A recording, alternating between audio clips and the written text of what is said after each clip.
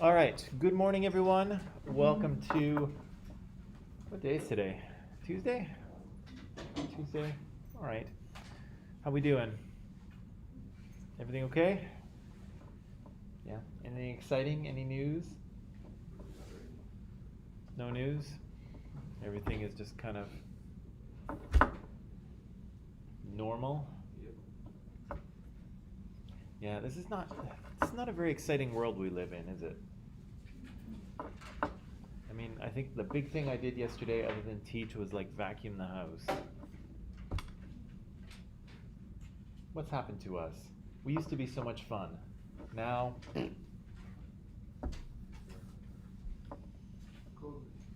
COVID? We blame that for everything, although maybe we should. Okay, so here we go. Yesterday we kind of started a new section, a new unit, right? And it was called Oppression and Power. And so I started off just by introducing the idea of binary opposites, right? The idea that humans and societies, we kind of like to divide things into two groups, right? Two opposing groups to sort of describe the world, right? Up and down, hot and cold, right and wrong, black and white, good or bad, hot or not. Name your man or woman, boy or girl. Name your kind of binary opposition. Humans tend to create them. And I said that if you looked at the groups, for instance, in the movie, in Mean Girls, you would see that you could sort of use those binary opposites on some of the social groups, right? And so a lot of those social groups, and I think David and Anna when I were talking about it yesterday, the idea that the social groups in that movie are kind of stereotypical, right? They're probably not what you would find in a regular high school, but they use, the movie uses some stereotypes, and we'll talk about stereotypes today. And we'll come back to that idea that often people who create movies and television, they kind of use stereotypes and they use sort of ideas that everybody knows just as kind of a shortcut, right? So, like the story of Mean Girls is about Regina and Katie, right? And so the context is a high school, and so they give you a very typical stereotypical high school, right? So we don't really pay too much attention. We see it, we're like, oh yeah, American high school, right? We've seen this thing before in movies and television. Some of us have actually been to a high school that is kind of like this. So we kind of see it, we automatically know what it is, and then we don't really have to pay too much attention to it anymore. And we can focus on what's going on with Regina and Katie and the other sort of main characters, right? But regardless, each of those groups can kind of be organized according to binary oppositions, right?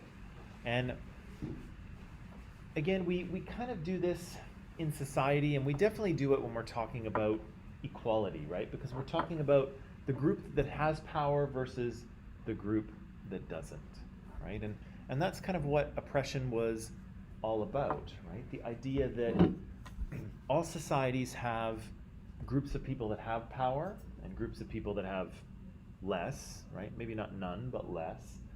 And the people who are in power, they're able to sort of create a system by which they benefit, right? And sometimes they do this on purpose, sometimes they do this maybe without thinking, but the sort of overall idea of oppression here is that it's the way that society works, right? And the idea here is that society works in such a way that the dominant group, the group with power, good morning, Bosco, the group with power is benefited, right? And to be honest, once kind of an oppressive system or an oppressive relationship is set up, nobody really has to do anything, right? You don't have to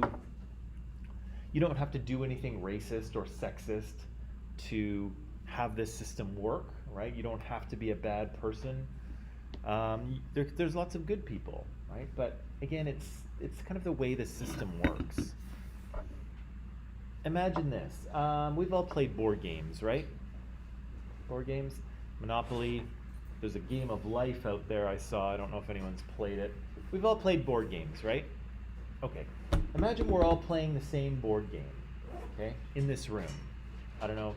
Just think of any board game you're familiar with, okay?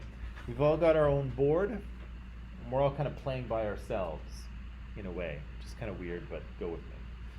We're all playing the game, right? And we have the game board, we have the dice or whatever, we have our little piece that we move around the board, and we have the instructions here, right?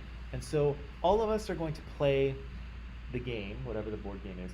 We're all going to play it according to the instructions, okay? We're not going to cheat, we're going to follow the rules, okay? But in an oppressive system, in a society where oppression is present, the rules aren't all the same for all of us, okay? So maybe, for instance, I'm up here playing a game and Bosco's playing the same game over there, but maybe I get to roll 2 dice. Bosco only gets to roll 1. That's what it says in Bosco's rules. He's only allowed to roll 1. But in my rule book it says 2. So neither of us are cheating, but do I have an advantage? Yes, I do, right? I'm going around the board faster, which in Monopoly is especially useful, right? What if it's a Monopoly style game and I start out with more money, right? The rules say I start out with $500. The rules say that Arena starts out with $200. Do I have an advantage? Yeah, right? Am I going to be more successful in the game? Probably, right? It could all go horribly wrong for me, right? The universe could intervene and I could still lose, but I have a better chance, right? More dice, more money, right? Maybe I have a free get out of jail free card, if you're familiar with Monopoly. Maybe I have that, right? So if I go to jail, I can get out immediately. So that's kind of what oppression in society is like, is people are playing by slightly different sets of rules, or the rules benefit some people more than others, right? And so I can be playing my game of Monopoly or whatever here, Bosco can be playing, Arena can be playing, we can all be following the rules, but I have an advantage, right? I'm probably going to do better. And it doesn't mean that I'm a better player, right? It doesn't mean that I have excellent Monopoly strategy, right? It just means that, yeah, I've got an advantage, right? I've got more opportunities than they do. And so I don't have to be a bad person here. I don't have to do anything wrong. I can follow the rules. Arena and Bosco can follow the rules too, but they're gonna have a harder time succeeding, right? It's gonna be more work for them. It's gonna take longer for them. And so I showed you this yesterday. I showed you this little chart, this handy little chart that talks about all of these oppressions, right? And again, it's a relationship, right? Oppression is a relationship between two groups in society, right? And one has power, guys on the right. The others have less power, right? Less opportunity, right? Less ability to kind of make the rules the way that they would like them to be. And so we won't talk about every single one of these, but we'll talk about some of them as we go forward. Again, we've got dominant and minoritized groups, okay?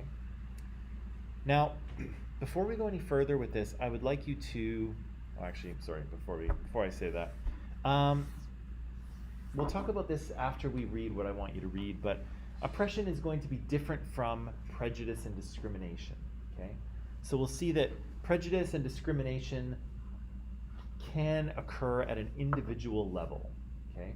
I can be prejudiced against people, we'll talk about it very shortly. I can discriminate against people, right? But I can't really oppress people, right? Oppression is something that characterizes a whole society, okay? Oppression also occurs, and we'll talk about this later too, when one group's prejudice is backed up by legal authority and historical and social and institutional power, right? So often the people who are the dominant group, the people who have power, often they've been in power for a long time, right?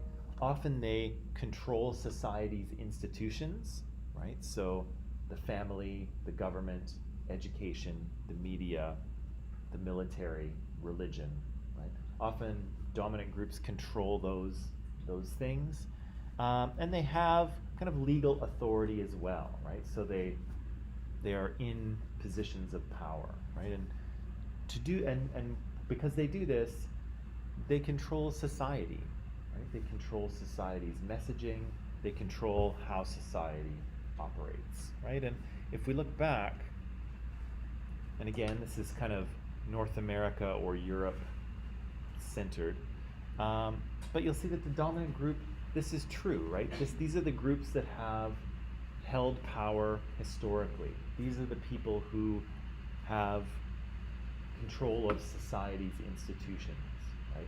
These are the people that make up the government, right? These are the people who make up the owners and runners of big businesses, right?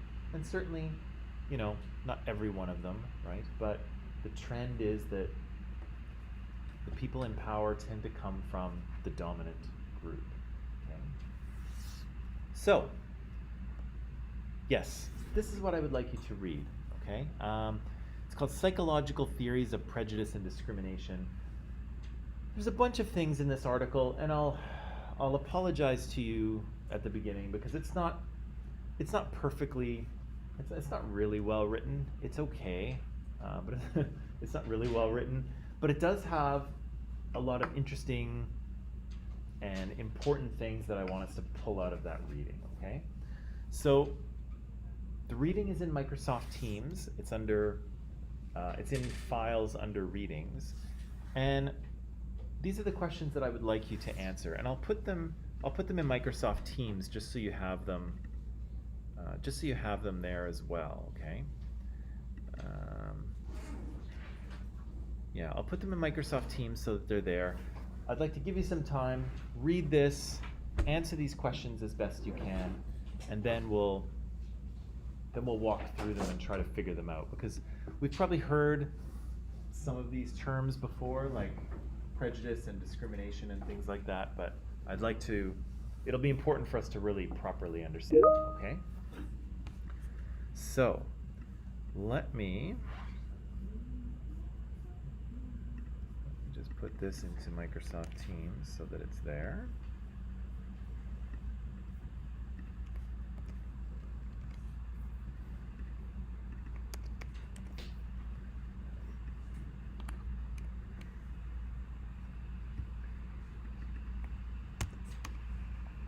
There it is. And maybe I'm going to put some time on the clock, and then I'll check in with you in a little bit and see how you're doing, okay?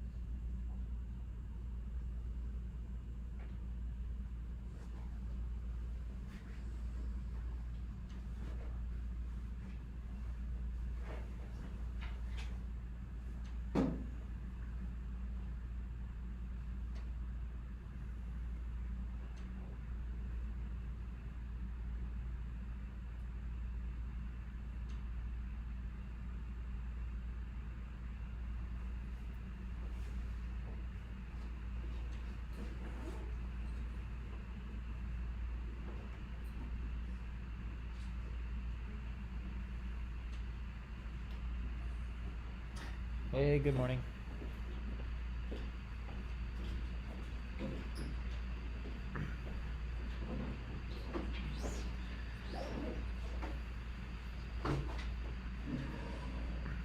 Crazio, we're reading this article.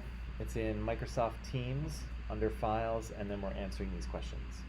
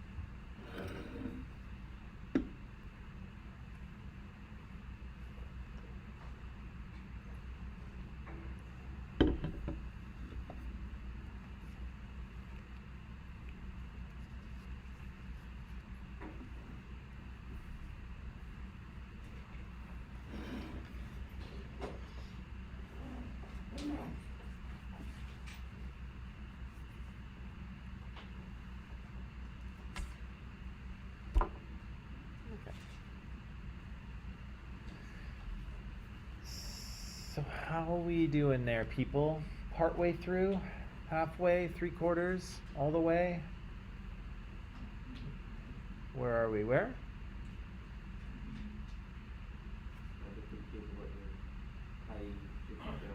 Oh, you're okay. So closer to the end? Yeah. Okay. Can I give you just a few more minutes and then we'll try to work through what we've read here? Okay. A few more minutes.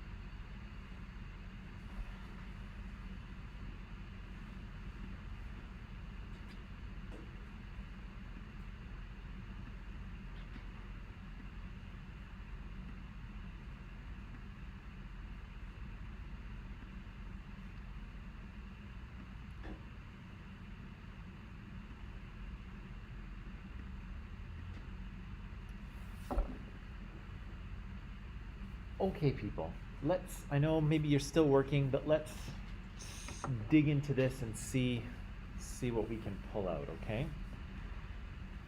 So, as you've probably seen, again, this is not a perfectly written article. Unfortunately, it's a little choppy, but that's okay. We'll get through it. One thing it does a reasonably good job of is talking about stereotypes and prejudice and just a little about discrimination. And I want us to kind of understand the definition of those because, again, part of the problem with social justice and equality is that often when people are talking, they don't really know what they're talking about. They're just kind of throwing around words they've heard, but they don't get what they are, right? And so let's start with a stereotype. What is a stereotype in your own words? What is it? I'm going to start. Where should I start? I'm going to start with Anna. What do you think? I think it's something that people have towards those people. Okay. So something they have. So define that thing that they have. Like I feel like it's Yeah. maybe, I don't know, like you depend on certain ways. Yeah. So they have kind of an attitude or they think about them in certain ways. Okay. Arena, can you add to that a little bit? Maybe it's beliefs. It's beliefs about what? And then I think maybe Beliefs about people, about how they look or based on how they look? there's something Yeah, based on how they look. Okay. Mir, can you add to that a little bit? Maybe based on the culture of the map, Right. So things we know about people's culture or kind of ways that we've seen people behave can kind of contribute to a stereotype, right? Or can inform it for sure.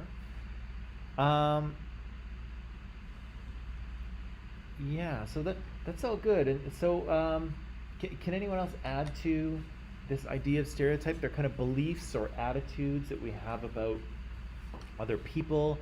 Sometimes they're based on the way people look. Sometimes it's behavior or sort of cultural things that we might know about people. What's that?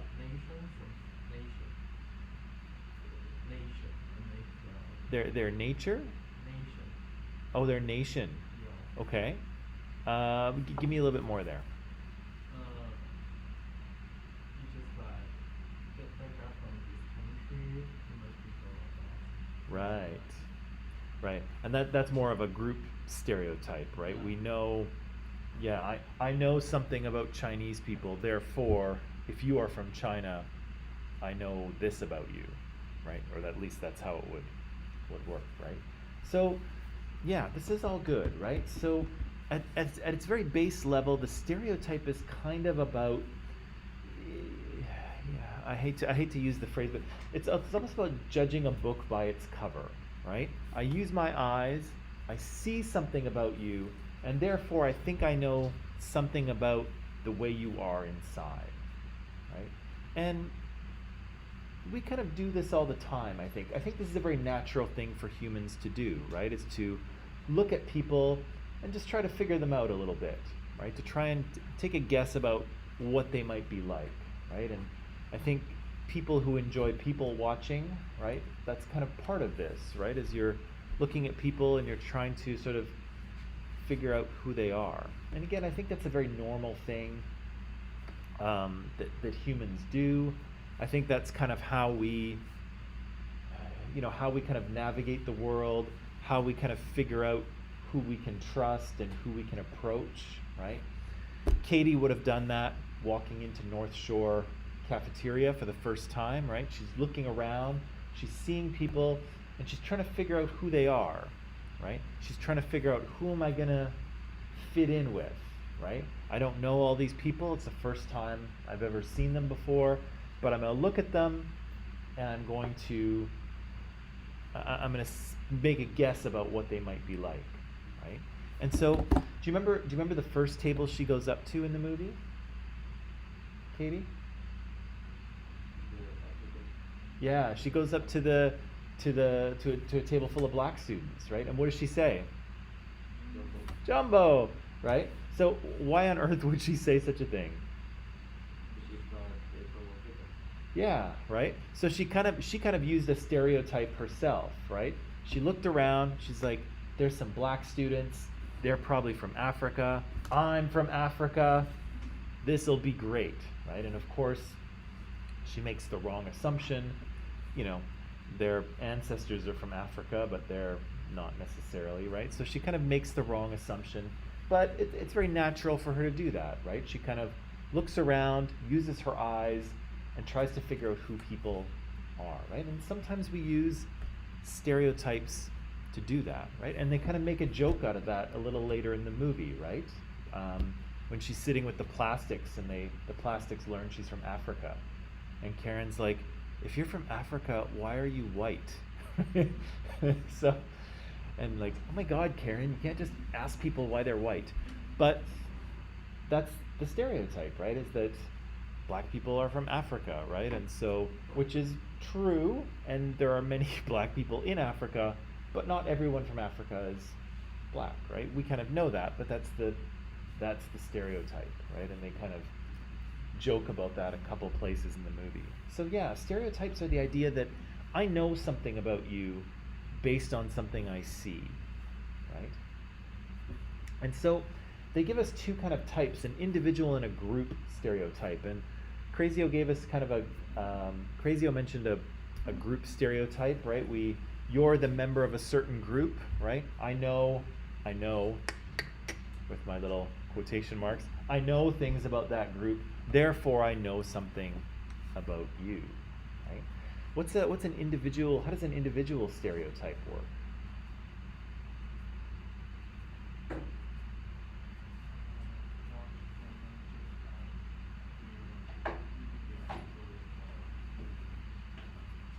Yeah, there's something about you that allows me to know.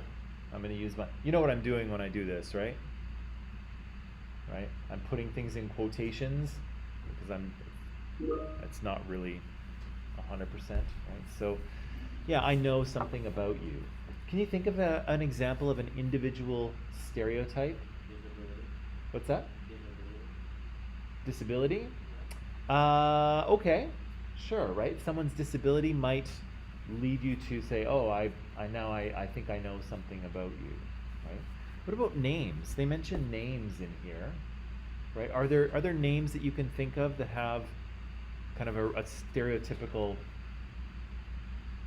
thing attached to them, good or bad? Yeah? David, what are you thinking about? Yeah. I mean, in Japanese, Yeah? we have a feeling that when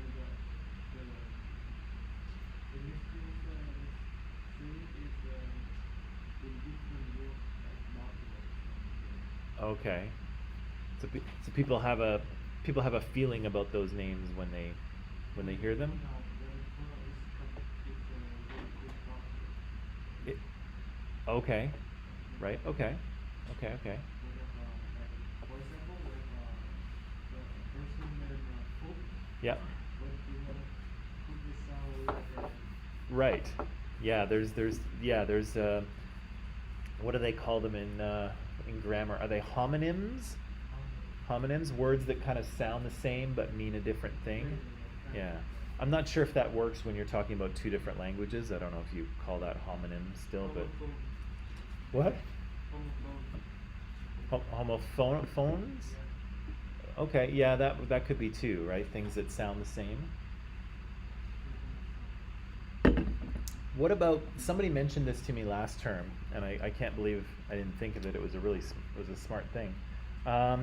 The name Karen, right? Is that what kind of that culturally speaking, that name has kind of exploded, and now it is almost a stereotype in itself. But what does it mean if someone is a Karen? Yeah. The toxic one? Cleo, what do you think of when you hear that name now? A what? A grumpy white person, right? A woman specifically, right? Someone who's kind of like unreasonable and entitled and kind of unpleasant, right?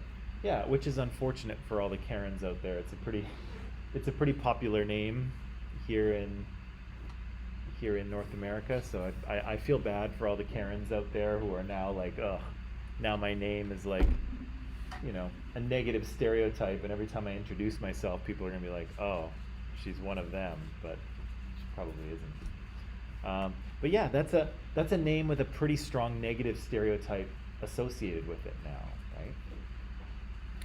So we've got stereotype, right? The idea that I look at you, and based on what I see, I know something about you, or I think I know something about you, right?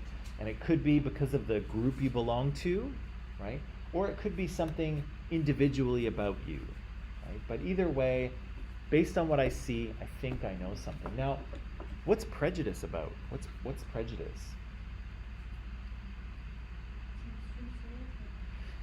Yes, it does say that, and it says it in bold letters, which is unfortunate because that doesn't tell us anything. But what does it mean?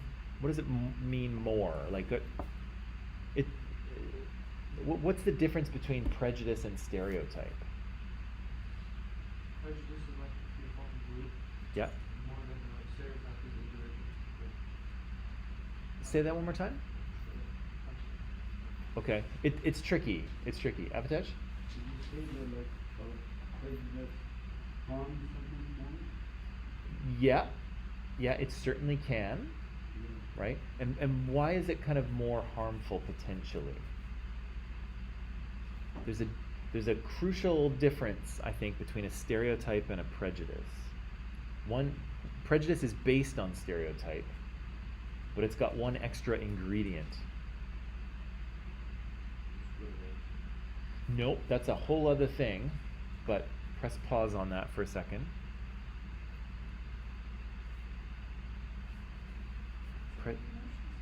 Yeah, an emotion, right? There's a feeling attached to it, right?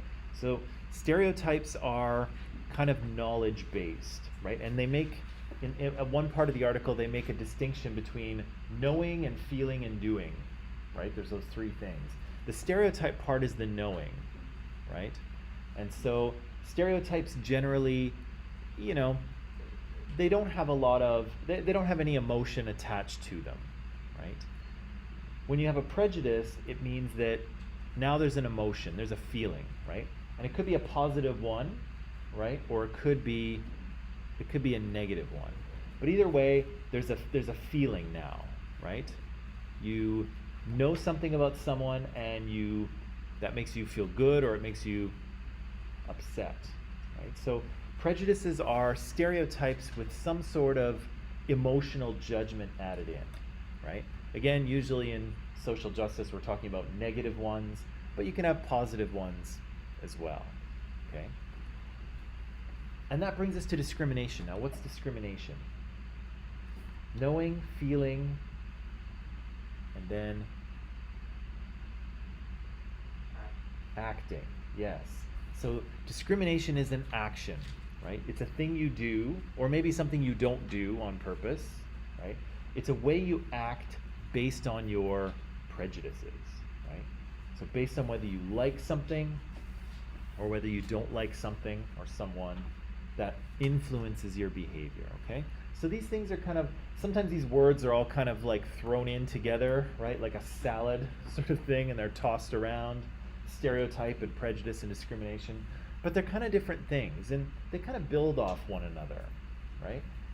Stereotypes, things that we think we know about people or groups of people, those kind of feed prejudice, right? They feed either positive or negative feelings, and based on those feelings, we may act one way or another, right? We may choose to do something or choose not to do something based on our prejudicial feelings.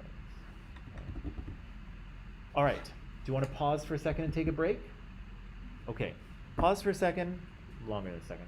We'll take a break, and then when we come back, I'll give us an example that we can talk about stereotype, prejudice, and discrimination, which I hope will kind of ground this and make sense. Okay? So let's take a break and then we'll do that.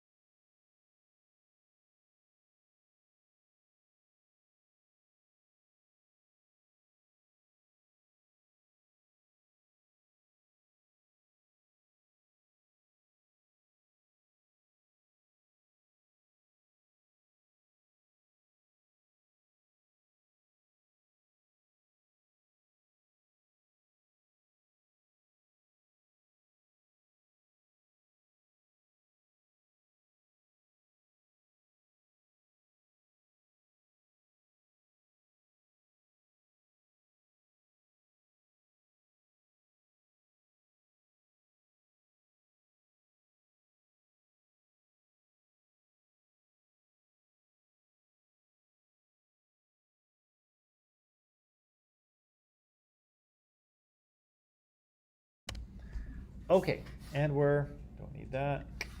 And we're back. Okay, so stereotypes, prejudice, and discrimination, right? These are things that are important to understand and be able to define. Again, I think my kind of belief is that a lot of people have, one of the reasons why social justice and inequality are hard to talk about is because people don't understand what they're talking about, right? And if you ask someone on the street, hey, what's prejudice? I think people would struggle to explain it to you. They think they know what it means. They've used it in conversation, but then when you ask them, hey, what exactly are you talking about? People don't know, okay? But after this, we're going to know, okay? So stereotypes, remember, stereotypes is the thought part, right? I see you, I see something about you, and that convinces me that I think I know something about you, who you are on the inside, right? And again, I might be right, but I might be wrong, right? Lots of stereotypes have sometimes a little bit of truth to them, right? Or there's some element of truth to a stereotype, but many times they are false, right? So stereotypes generally also don't have much of an emotional or judgmental element to them, right? So what's a stereotype? Elementary school teachers tend to be nurturing, right? They tend to be sweet, nurturing people. Characteristics like Canadians say "a" at the end of every sentence, although we don't do that much anymore, but in the past we used to, eh? We used to end every sentence with "a", eh? We don't do that much anymore. Asians are good at math. There's a stereotype, right? It's probably true for some people. There are probably some Asian people who are excellent at math. I'm sure there are some Asian people who are just brutal at math. But that's a stereotype, right? And it's not really I guess it's a positive one, right? It's not saying anything bad about people from Asia, right? Or from East Asia or Southeast Asia. It's not really saying anything bad about them. But it's not really an emotional thing, right? Most people don't feel emotional about the idea that Asians may or may not be good at math. Right? It's a stereotype. Prejudices, of course, have judgment involved in them, right? They have some sort of emotional element that you kind of like or you don't like, okay? And again, sometimes they can be positive, right? Sometimes they can work for someone, right? Often prejudices will work against someone, but sometimes they work for you, right? But either way, they're kind of unfair, because even if they're working for you, you're kind of getting an unearned benefit, right? And the last part, of course, is discrimination. That's where we act on this feeling, right? We do something or we don't do something based on our prejudices. Okay, here's my example that I hope will solidify this for you.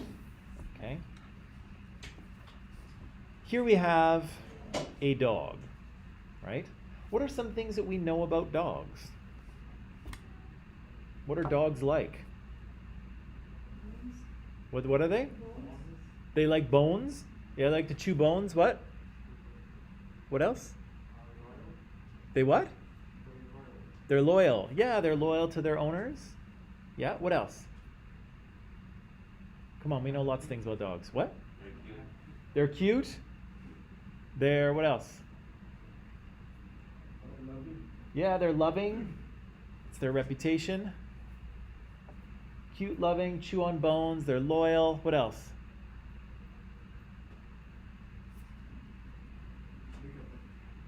They what? They're bigger than cats. They hate cats. What else? What's that? They're playful. Yeah. What else? Yeah, sometimes they attack people. Oh, protect. Sorry. Okay. Yes. Well, sometimes they attack people as well, right? So they protect people, but we also know that dogs have attacked people as well, right? What else? Partner with a few. Yeah, they're kind of they've been seen as man's best friend or people's best friend, right? They often partner with people and they help people out. What else? Sometimes dogs have jobs, right? Dogs are put to work in all kinds, pulling things or sniffing things out or being emotional support animals for people, right? Dogs have jobs. There's no cats that have jobs. Cats are just like, you want me to work for free?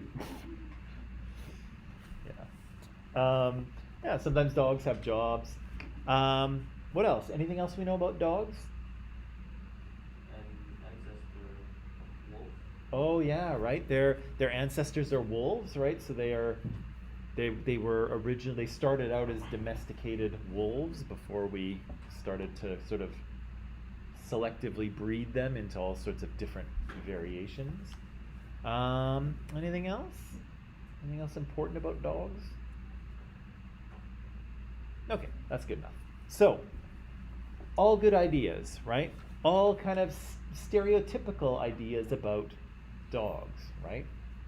Dogs are indeed playful and loyal, right? And they do indeed protect their owners, and they like to fetch and chew bones and all those kinds of things. Now, the ideas you suggested were kind of stereotypical, right? And they're probably mostly true of many dogs. Not every dog, I'm sure, is loyal or playful or even nice, right? Some dogs are mean and frightening, right? So we have these stereotypical ideas about dogs. Maybe some true, maybe some not. Maybe it depends on the dog.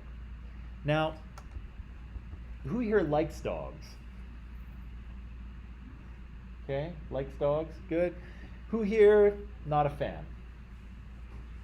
Not a fan, don't like dogs? It's okay, you can put up your hand. We're not going to judge you. Okay, so here's my thing. Now, if you are a dog lover, if you're someone who loves dogs, then you're probably going to think of positive stereotypes about dogs, right? They're cute, they're happy, they're lovable, and they love their owners, right? They're playful, they're like your partner, right? They're always there, right? They're kind of your buddy. You have a positive prejudice towards dogs, right? And so you think about all of these positive attributes that dogs have. But if you don't like them, if you have a negative prejudice towards dogs, you're much more likely to think of the sort of negative ideas about dogs, right? They bark a lot and they're noisy, right? They pee and poop all over the neighborhood, gross, right? Sometimes they can bite you or attack you, right? They can be kind of scary if a big one starts barking at you. That can be very intimidating, right? They shed all over the place, right? Sometimes they try to hump your leg. So these are all kind of negative things, right? And if you're someone who doesn't like dogs, I suspect that you will probably think of those negative stereotypes first, right? And so there's all kinds of stereotypes out there about dogs. Some of them are mostly true. Some of them are not entirely true. Some of them, it kind of depends on the dog, right? Some of them, it even depends on your tolerance, right? Some people have no tolerance for shedded dog hair in their house, right? They like their house to be really clean. Some people just don't care, right? Dog hair everywhere, fine, right? So you can be positively or negatively prejudiced towards the dog, and then you can discriminate against the dog, right? So maybe this is my friend's dog. It's not, but maybe this is my friend's dog, and my friend calls me up and says, hey, why don't I come over on the weekend and we'll hang out, right? And I say, sure. But since I have a positive prejudice towards dogs, I say, hey, and bring the dog too, right? In fact, make sure you bring the dog. I'm not letting you in unless you bring the dog with you because I love the dog, right? That's a positive prejudice, right? And I am positively discriminating towards the dog. Yes, bring the dog. In fact, I'm not letting you in if you don't bring the dog, right? But of course I could negatively discriminate as well, right? I could say, no, I hate your dog, it's loud, and it's bitten me 2 times, and it's probably gonna pee in my house, so if you bring that dog over, you're not getting in. The dog is not coming in my house, right? So if I have a negative stereotype or a negative prejudice towards the dog, yeah, then I will negatively discriminate. I'll tell the dog cannot come in, right? So again, kind of based on our stereotypical ideas, and based on our experience with dogs in general, we may have a positive or a negative prejudice towards dogs. It seems like most of us in this room have a positive prejudice, right? We like dogs, right? And when we see a dog on the street, we're kind of inclined to maybe go up to it, right? And scratch their head and tell them what a good girl or boy they are, right? And so that's our positive prejudice, and it's causing us to positively discriminate towards them, right? We're giving these dogs nice treatment even though we don't know this dog, right? So that's kind of how these things work. And again, the stereotypes are, sometimes true, not true for every dog all the time, but yeah, does that make sense? Stereotype, prejudice, discrimination. I have ideas about a dog. I have ideas about what I think dogs are based on my previous experience with dogs, right? That informs a prejudice, either positive or negative. In my case, it's a positive prejudice. I like dogs. Therefore, I positively discriminate towards dogs. I see them on the street and I talk to them, usually before their owner, right? I talk to the dog first, right? I pet the dog, right? A friend wants to come over, I say, yes, definitely bring the dog, right?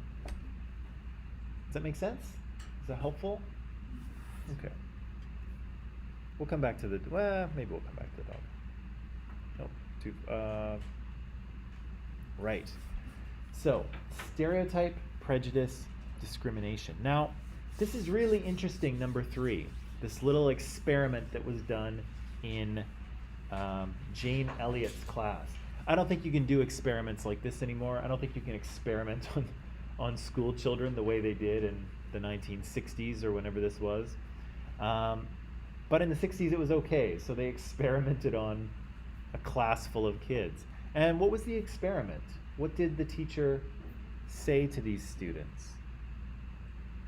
So the blue-eyed children, the brown-eyed children are more intelligent. Right. Well, and she told everybody that. She told the whole class that the brown-eyed kids were more intelligent, or smarter than the blue-eyed kids. Huh. Interesting. And what happened as a result?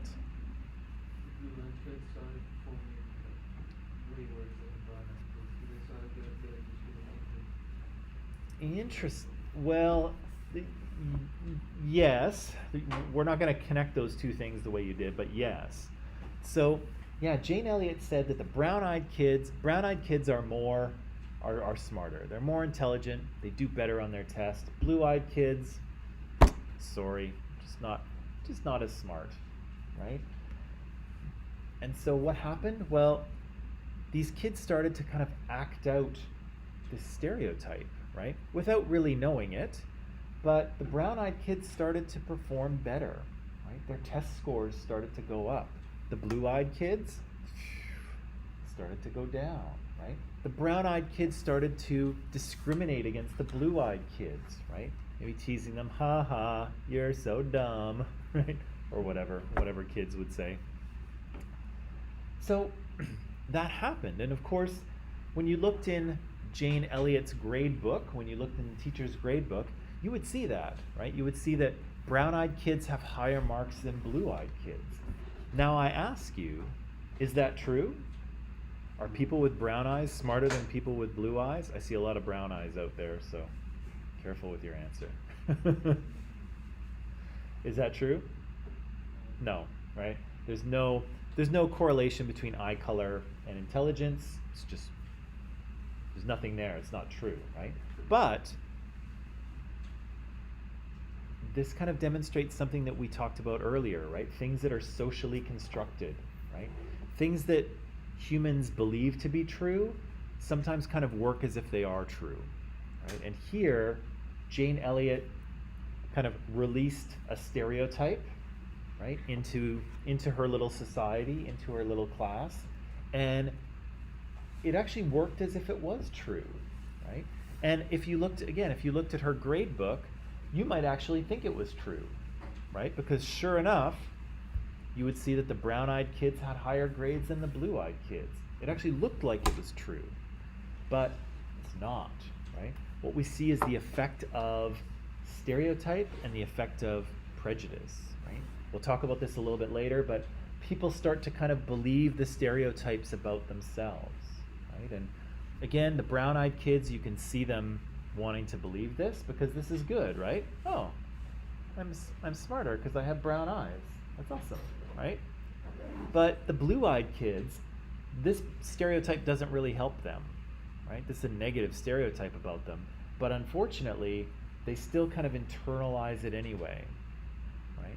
Because again, just like Regina George, socialization is a powerful process, right? It's a powerful thing. And so both the brown-eyed kids and the blue-eyed kids are kind of socialized by this belief, whether they like it or not. And they start to act it out, right? Just like Katie was socialized by Regina and then kind of started to perform Regina, right? She started to kind of be Regina.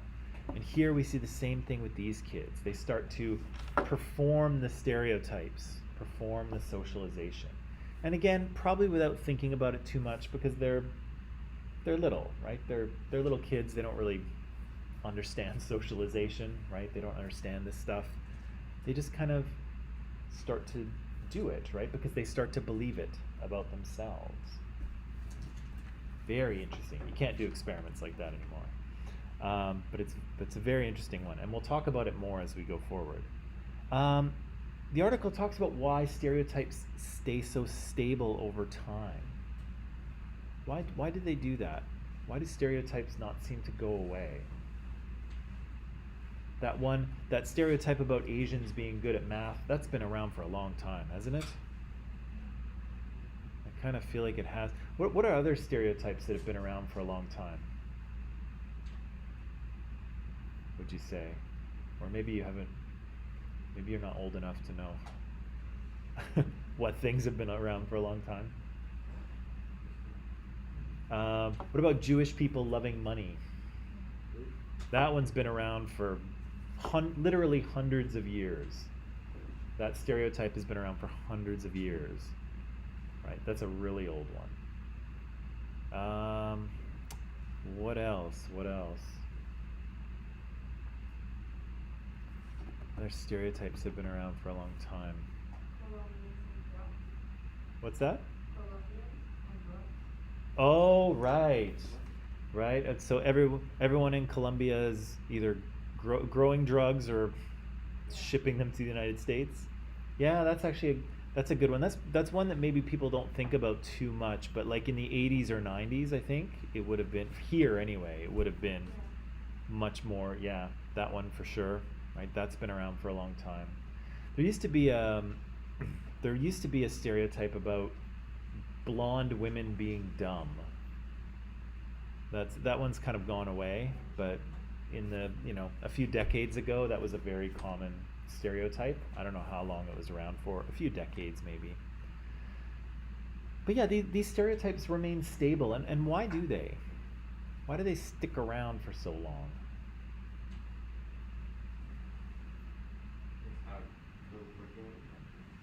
Yeah, it's hard to forget it, but why? We forget so much other stuff. On your quiz tomorrow, we'll see what you've forgotten.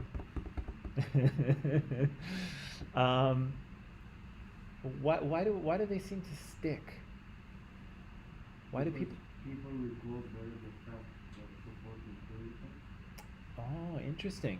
People better recall facts that support their stereotype. Yeah. This is another critical thinking piece, which we don't have a ton of time for, but this is the last thing I'll maybe talk about. This is called, have you ever heard of confirmation bias? Okay. One of the weird things about human brains are amazing, are they not? Incredible machines. But they kind of have some interesting things about the way they work. They don't work flawlessly or perfectly or in the way that we might want them to all the time, right? So confirmation bias is all of our brain's tendency to remember and search out things that we already believe and to ignore things that contradict that belief. Okay? So if you believe that dogs are good, right, you will kind of search out all kinds of cute dog stories and cute dog memes, and your Facebook page might be full of dogs, and you'll kind of you'll remember every cute dog you meet. And you know what? Sometimes you'll meet a mean dog, or an unfriendly dog, or a noisy dog. But you kind of just forget about that, right? You kind of tend to remember the things that align with, what you believe already, right? So if you already believe that dogs are wonderful creatures put on this planet as little angels without wings, then you will seek out and find and remember situations that confirm that belief. And when you encounter a dog who's a jerk, you'll be like, oh well, the exception will prove the rule, right? Because you know not every single dog is wonderful, right? But most are. So you just kind of ignore the things that don't align with your belief, and you remember the things that do, right? And we all kind of do this, and that's kind of the danger of critical thinking, is that often we look for and find and read things that confirm what we already think is true, right? And so we kind of get stuck in one way of thinking. And our social media and specifically our social media doesn't really help us, because what does social media do? Things like TikTok and Instagram, based on what you look at and click on, what does it do? What's it programmed to do? Entertain. But if I'm on Instagram and I keep looking at dog pictures, what's going to come up in my feed? More dogs, right? They're going to keep showing me cute dogs, right? So not only does my brain have this confirmation bias, not only does it search out the things I already like and already know, but now the algorithm's doing the same thing, right? It keeps showing me things that I've already seen, right? Because it's trying to give me what I want, right? That's what the algorithm's trying to do. But this is a problem, right? And so for people who think, the COVID and vaccines, it's all a government conspiracy, right? They think it's all a conspiracy, right? It's all the government's trying to take control of us or something. What do? Well, they look for information that supports that belief, and they will find it, right? They look at it on Instagram and on Facebook, and suddenly Facebook and Instagram gives them more stories that support that idea. And the next thing you know, all they're reading is how COVID is a big government conspiracy, and they start to believe it, right? And so we all kind of, unfortunately, get trapped in this little bubble of information where we're just looking at the things that already confirm what we think is true, right? And again, this is a bit of a bug in the human brain that we do this, but our technology doesn't really help us with that either. Okay? But that's a bit of an aside. Okay, we've got 5 minutes left, so I just want to talk quickly about quiz tomorrow. So I think let me just check my list here. Who have I got? I think everybody should be here tomorrow. Yeah, there's nobody online. So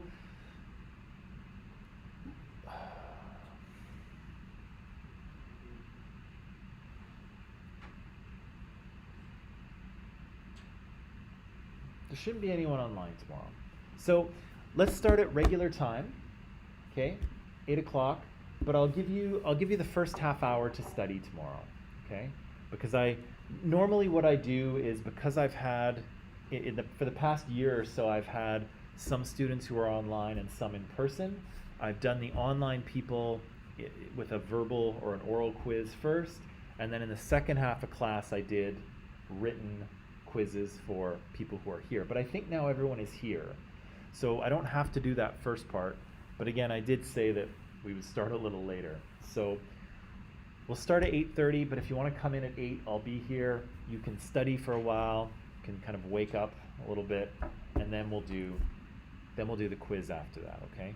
So sorry, there was a bit of that was muddy communication, but I just kind of thought we'd have some people online.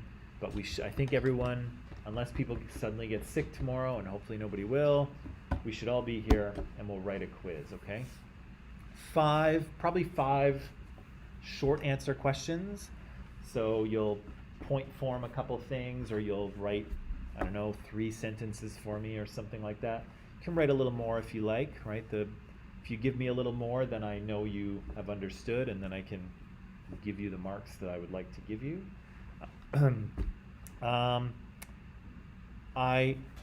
I can ask you anything we've talked about in class, okay? Anything we've seen on the screen. And if there was a question on an article, although there isn't, because I don't think this is the first one we've read, I think, and it won't be on the quiz. But if there was a question on an article, it would be a question I've already asked you, okay? So if this article was on the quiz, it's not, but if it was, I could definitely pull one of these questions off and ask you again.